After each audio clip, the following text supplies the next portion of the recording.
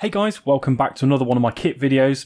This is a bit of a post-match rundown. I just want to go through the experience I've just recently had at the Skirmish CQB indoor site with some of my kit and just kind of show you where my thought process is with things. So the first thing I've probably learned from the gameplay the other night, it was last Thursday, it was Skirmish CQB's first midweek evening game. Absolutely cracking night. Had a really good time with my friend Al and a few of the Dead Swan Squad guys. Really competitive gameplay all night. Lots of fair play. Absolutely loved it. Definitely going to be going back. So the first thing I've kind of found out about the gameplay was about my EPMs, actually. The EPM 1S's, whilst they are really, really good, they're nice, they're small, they're compact, they're really manoeuvrable, I don't think they suit me. I think sticking with the full-length EPM ones is the way to go. These things, they don't really fit into my mag pouches very well. They are only 170 round, and I find myself quite often, I'd go out, have a few shots, come back, respawn, out, few shots, come back. The indicator starts going down, and anyone with EPMs, or even those people without EPMs, may not know. So when you fill them up, the indicator doesn't go up until the last few BBs. But then as you're emptying them, the indicator doesn't come down until the last few BBs.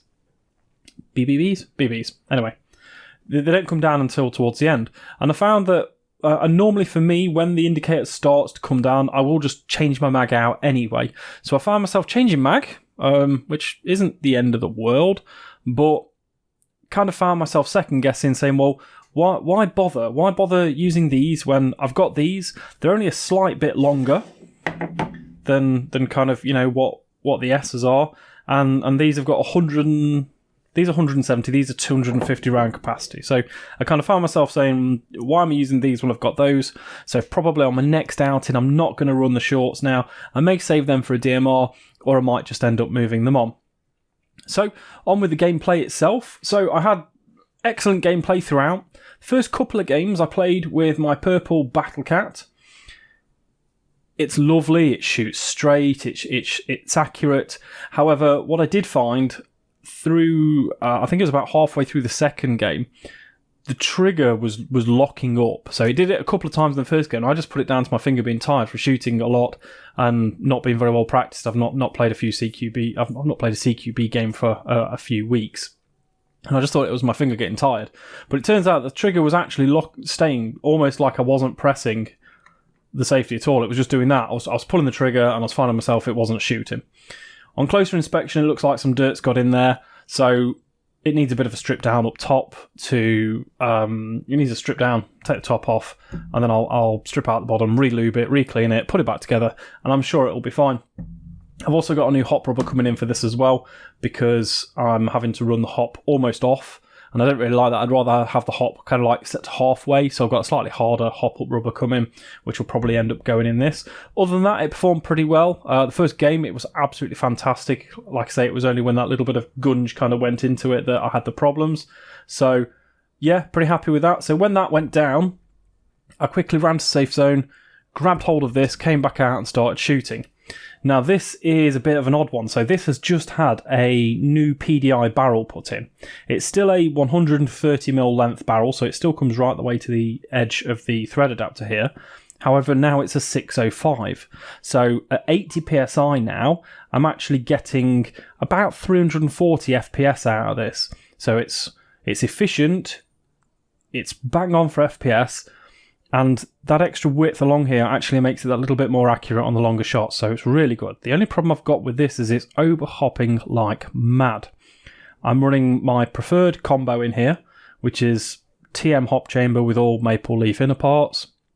So again, to match with this one, I've ordered a slightly stiffer hop rubber, which is going to go in there, and then hopefully that will just tame this off. So my backup gun, if you like, is going to be absolutely match ready out of the box again. But it came out, it did some shots. CQB, you're not shooting a long way anyway, so the overhop was copeable. It was just a case of cantering down a little bit, and it did extremely well.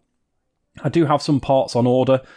These screws are going to get swapped out. I was running the Waldo Thunderbolts, which were okay, but they had a bit of purple on. It didn't really go with the gold theme, so I've got some gold bolts coming at some point soon. So they're going to go on, and then that's going to be that just about complete. So the dark horse, the shining knight of the entire night, if you like, shining knight in shining armour of the entire evening, was my 3D printed build. So this is kind of an unexpected shout out for Matt from Make It 3D printed airsoft parts.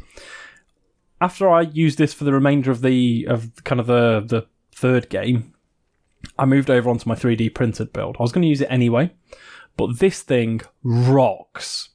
So I've added another short stroke buffer in here. So I've now got 3 short stroke buffers, 2 washers, and the stock TM spring. It still cycles like lightning because of how lightweight it is with a lightweight BBU. However, now we've got that slightly shorter throw. It is faster. It just feels well put together. We're running it just a touch under a joule, so I've probably got a little bit of compression, which I know what that is. That's the O-ring, just needs a bit of a lube and a strip. It's been a while. But because it's performed so well, and I'm so happy with it, what I'm going to do, I'm going to get hold of a few extra bits just to kind of spice this up. I just want to make this look a little bit less standard now, because it's actually becoming my primary, my go-to indoor pistol now. So that might sound a bit weird. I mean, I've got these 2 really, really nicely built up Hi Capas, and I'm going for what I call my plastic fantastic build. This has got a few leftover bit. It's a pre-loved frame from my old skirmish pistol. It's got all 3D printed stuff, which is development parts. I've been testing this stuff for Matt for near enough a year now. Nothing is ever kind of the final version, but it is incredibly good. It just shoots so well. It's running a PDI Palsonite barrel. It's running the same combo as what all of these are. In fact, no, it's not. It's running an Autobot 60 with a H plate. I actually changed this on purpose just so it could be a bit different, and it shoots straight and far and really nicely. I got the hot bang on with it straight away. It's not running Maple Leaf in us, come to think of it now. It's just the standard TM stuff with this H plate and a 60-degree new 2021 silicon. So it is a slightly different setup, but I absolutely love it. It's brilliant. So there we go. That's lessons learned from the evening. Did I enjoy the night overall? Absolutely, yes. Have I identified what I'm missing? Yes, I am missing a torch. So that is going to be on my radar. I will have a torch at some point soon for these.